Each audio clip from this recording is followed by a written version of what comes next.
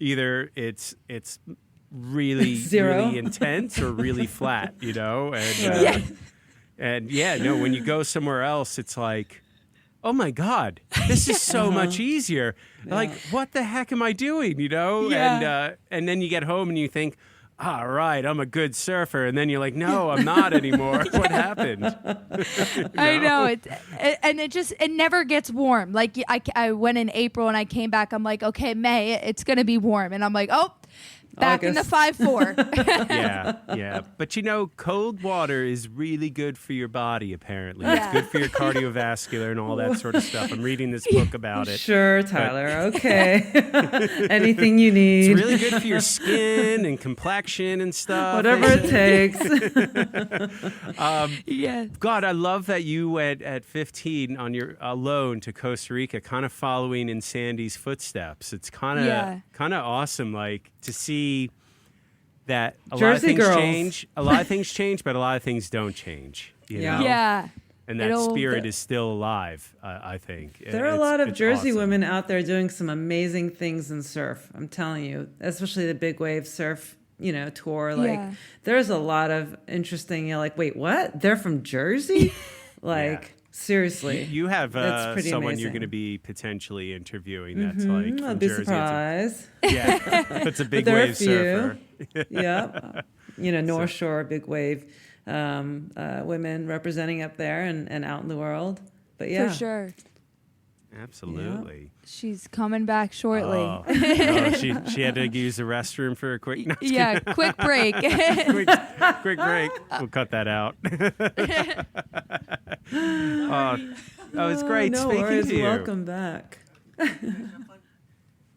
But it's also interesting, you're talking about, the women in Northern California in universities. There are now springing up in Australia, here stateside, in the academic setting, like surf as a kind of and scholarly pursuit. Yeah, and especially this through the lens of like sports history or feminism or and urban. I mean, I'm sorry, a career. Right? Yeah, there's so many interesting access points in terms of what we're able to learn about landscapes and gentrification and feminist history and women in sports. And there's so many disciplines within that study in academia. So it's really interesting to see that also pop up, from its counterculture roots to this interesting space that it's embodying. I know. We got to take advantage of this. Yes. we need to organize. And then the Olympics, too. The first Olympic, Carissa.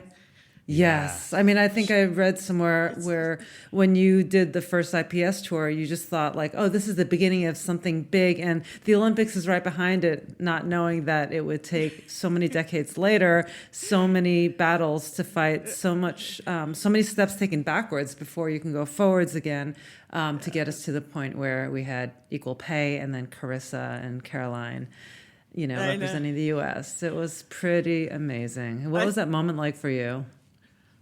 Oh, just an incredible, it was like winning, it's a win for all women. And I got to interview her when she was a 15-year-old grommet. She came, I was living on Kauai and I was working at night in a hotel for a real job, but I was also doing some writing in a little surf rag. It was called Nalu Underground. Yeah. And I remember that. I did a cover story on her. She's 15 years old. So I go, let's go down and get some surf for you. She goes, okay, yeah, let's go surfing for you. And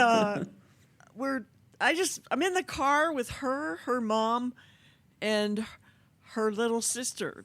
And we're going down this area called the Tree Tunnel. I don't know if you've been there, but anyway, it's a canopy of trees. It's a very magical place. The Hawaiian culture, it's embedded in there as a very spiritual place. And we're dropping down to go to the beach, and the two girls started singing show tunes. And I'm like, you know what? Was a really cool moment, like one of those things I'll always remember. Because I was in the front talking with the mom, and the two girls were in the back just so happy, they're going down to the beach and singing. I felt like a little girl in my mom's car again. You know what I mean? And I just, every time I see her, I kind of remember that because she has that kind of spirit. Like, she is the best representative that we could ever hope for. And Seriously. she's got this amazing program called More Aloha. I'm sure you're well aware of it. And I got to spend the day at the beach at the Supergirl Pro out here in Oceanside because I'm really close. And my friend Peter King is the photographer for PK. Yeah, I got some stories with PK.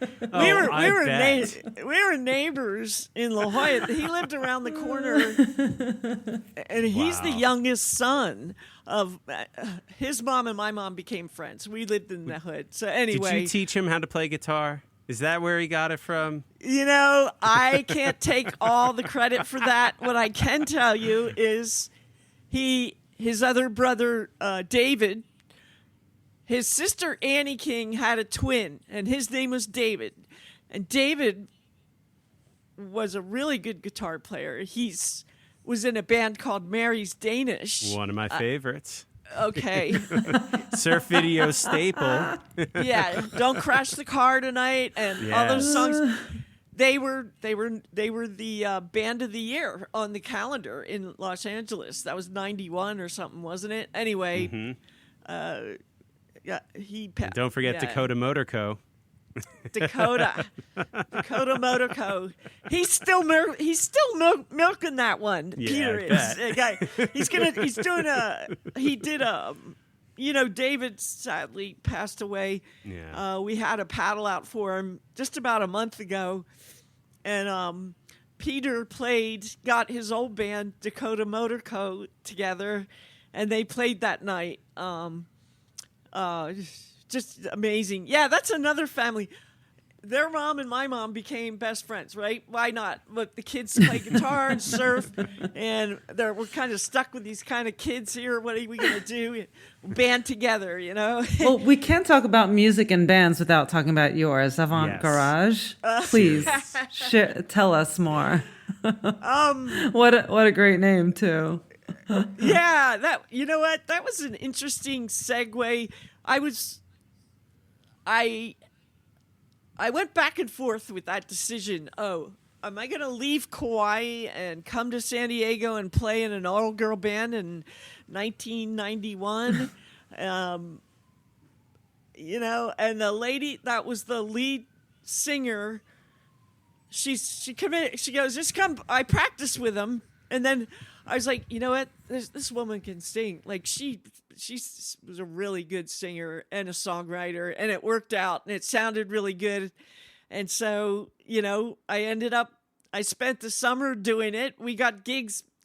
Back then there weren't any coffee shops, so you sort of had to do the places like the Bacchanal, the Spirit Club. We didn't get to play the Belly Up. Belly Up. Yeah, we did the Belly Up. That was like the best gig right there, the Belly Up. But it was very similar to the struggling surfer syndrome, where that women were quite where they are now. Like, it's, you know what I mean? We didn't make a lot of money doing that either, and the songs were copyrighted, but they weren't. There was no way to promote them without having a publishing house. So. And needless to say, I would rather be out in the water than playing in a smoke-filled bar at night. So I did it for as long as I could, and I kind of miss it. But now you can make a living doing it on YouTube, publishing yourself, right? So it's a totally different world. Harder than it looks. I think it seems like it's just easy. You just put it out there, but to actually make money off of it is, has its other challenges, I think. Yeah. Also, too, it takes so much more money to live now. Like when I talk about, driving a car across country, that's a car we might have bought for $100. It's like, or you get a place to rent and it's $80 a month on the beach in Pacific Beach. It doesn't happen anymore. Right. So all the kids are living at home. I don't blame them. I would too. My generation was like Jack Kerouac. We got to hit the road. We got to go and explore. And now it's like, I'm going to stay home because it's a lot better. It works out better for me. And I just can't afford it, right? Yeah. Yeah. It's crazy. So what do you think about Casey? Shall we bring her in on the team here? Yeah, absolutely. Heck yeah. And she's got a podcast too, so we can promote that out as well. Competition right there. There's no competition. Trust me. What are we competing for? There's no. We're not making money. and I always believe a rising tide lifts all ships. That's my philosophy. Absolutely. Well put. That was what I was trying to think of. Thank you for saying that. That's a good one. That's a really good one. Sandy, so. I mean, there's so much. We could probably go on and on, I think. Absolutely. I think we're going to have you back on at another point, and particularly when you have some more events going on for Shack and the Surf Museum, all of those things. Okay. Where, so what and any fundraising efforts for any of these documenting, archiving, any of these museums, anything that will help to preserve the history, any fundraising efforts that need to be rallied, would love to be folded into that as well. Okay, I'd love to do that with you and partner with you as well. I think that's the only road to success, really. And now that I know you guys, I know how to get a hold of you and stuff. Yeah. Tell me what your because your perspective is really important to me now, and I need to know, as far as what's going on. What is it that people want to know about that era? Do they want to know the struggle or the triumph? I think people are thirsty to know all the stories. I mean, I think that, at the end of the line, at the end of the day, storytelling is at the heart of everything. And to know, of course the struggles, because it's what you overcame, and there's a value in that, and it shows character, and it shows reflects the times, and through the reflection of the times, also the reflection of what has changed and what hasn't, and what kind of our roadmap might be in terms of carving or envisioning a future.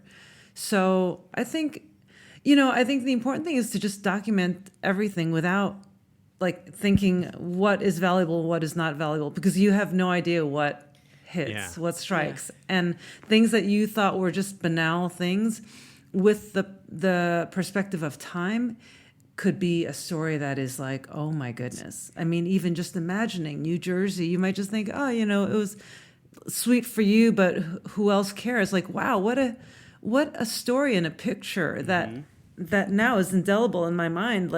I can imagine what Jersey was like then, right? Just the Jersey Shore and this band of kids, and just this community, and how incredible, But I think and that fed this journey in the heart for you to go across country, then to Hawaii, and find this other community and this other, you don't know how your story resonates until you put it out there. And I think just document it all, put it all down, and inspire, and the other thing is the photos that you're talking about. The photos that I have seen you post a few, and and then Kim McKenzie, who Shark Girl Kim on Instagram posts, especially some of the stuff from your era. You women were surfing on the level of many of the men, particularly at Sunset, and I don't think the credit has been given, at how much you're pushing the boundaries of performance. And I think those are things that I think are really important that we need to see and understand, because, as you unearth a lot of photos, and, you talk to the photographers, and, even filmmakers. I'm sure Spider Willis probably has tons of video of film footage, and and Greg Weaver, and all of those people, and then you have Doug Walker with the Lost and Found. He's got. He's the best. That's funny you mention him. I'm partnered with him right now on a project. So wow, he's a really good man. Yeah. It's you know what, I feel so blessed because I feel like I'm kind of